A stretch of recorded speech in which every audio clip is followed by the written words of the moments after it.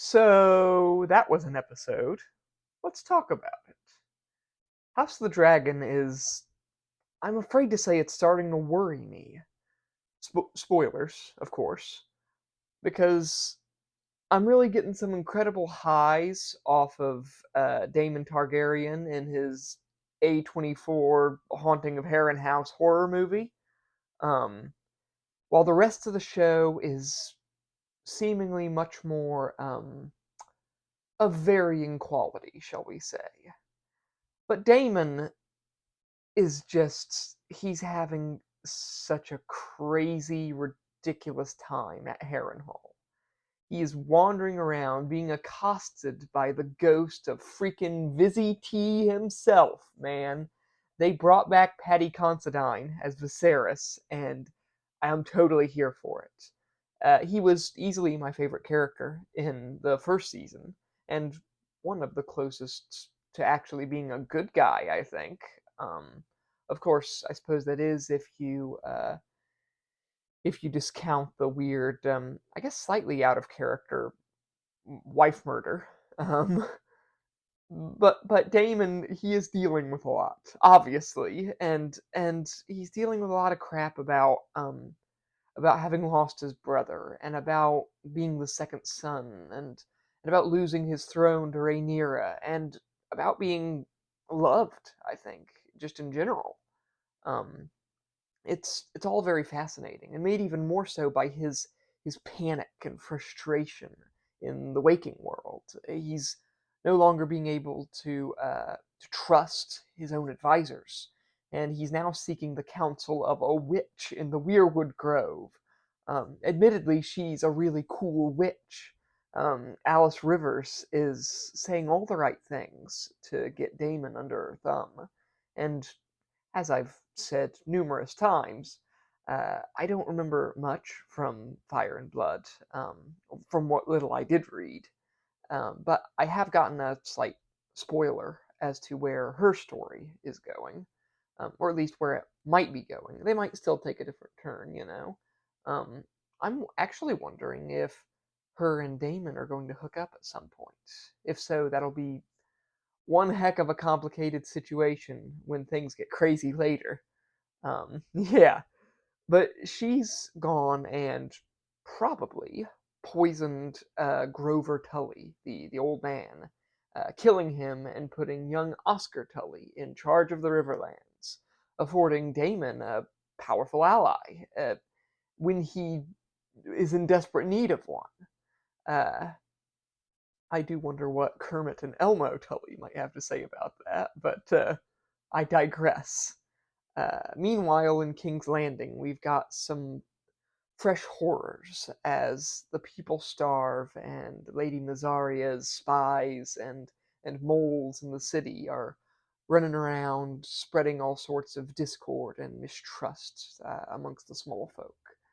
This is exacerbated when Rhaenyra sends food in small ships across the Blackwater to King's Landing, winning the favor of the people for now. Riots break out against the Greens, of course, which I do not endorse, especially when sweet, innocent Helena is put in danger because of it. That woman's been through enough, and this is not the French Revolution. The people of King's Landing can do better. Um, but who am I kidding? They definitely cannot do any better. The King's Landing's kind of sucks in that regard, historically speaking. Uh, and Aemond is not handling things well as Lord Regent. I don't think. Perhaps, I mean, he's not handling it as well as I might have hoped, shall we say. He's a military guy, and he's working to win the war. And he's being smart about it, yes, but he's also ignoring the small folk, and he's getting into unnecessary fights with his mother. I did like the scene in which Alicent called him out on still trying to avenge the injustices of his youth, real and imagined. Um, and I'm glad he sent for Otto Hightower as well. I'm glad he's coming back. Otto's just a very fun character, in my opinion.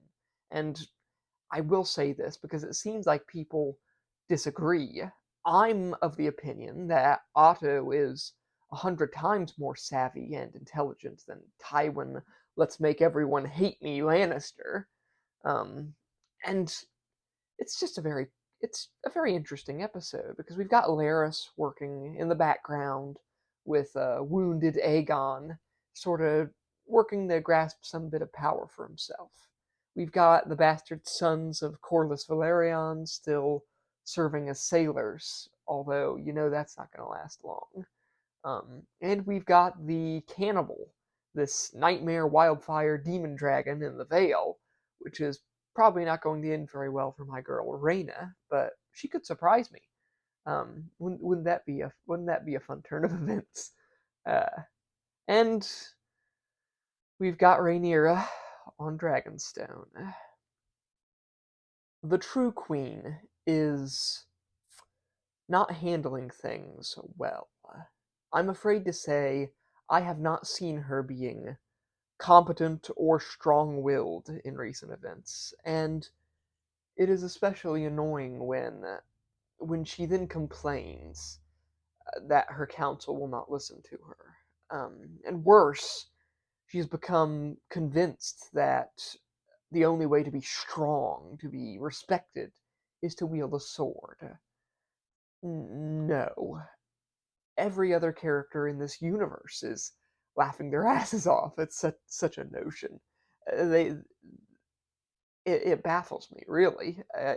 In a universe in which characters like Olenna Tyrell and Peter Baelish have come to exist, I find it quite silly for Rhaenyra to draw the conclusion that uh, she needs a sword to be a strong leader. And she's made a bad move in killing off Sir Darklyn, I think his name was, because his grandparent's grandparent was a Targaryen. She thought that would be enough for him to claim Seasmoke the dragon, which was Laenor Valyrian's dragon, and shouldn't take any other master than him, because obviously Laenor is still alive. Uh, but Seasmoke does escape as a result of this, and I think he goes looking for his true master, which leads him to the nearest male Valyrian he could find, one of Corlys's bastards, Alan of Hull, which I thought was a clever turn of events, really. Um, but before Rhaenyra gets news of this, she has a very odd conversation with Mysaria. The queen opens up about her relationship with Daemon, and she goes into a lot of detail that I felt was unnecessary. Felt a little bit like she was telling the audience what we already know. And then it got even weirder because Mysaria tells this really horrifying story about her abuse and mutilation when she was young, which I'm wondering if it was true or not, and if it wasn't like just a story to get Rhaenyra to trust her. But then they make out, um, which is, yeah, okay. It's a little out of the blue, in my opinion. And I'm not sure you can get any more awkward than making out with your uncle husband's ex-girlfriend, except for maybe the Bloodraven Bittersteel situation that takes place during the Blackfire rebellions later on in the fictional history. But I digress. The episode ends with Rhaenyra deciding to take matters into her own hands and to seek out Seasmoke for herself. She doesn't have a lot to go on, and I have been saying for a while now that she should be a bit more strong-willed and decisive. So, yay. Like I said, another weird episode for me. A lot of complicated issues. Uh, so, like and subscribe, I guess, if you liked this video. I am curious to see what happens next. I'm worried, though. Things are taking an odd turn. A D&D-ish turn, if you will. And that does not fill me with hope. So, Yeah. Bye.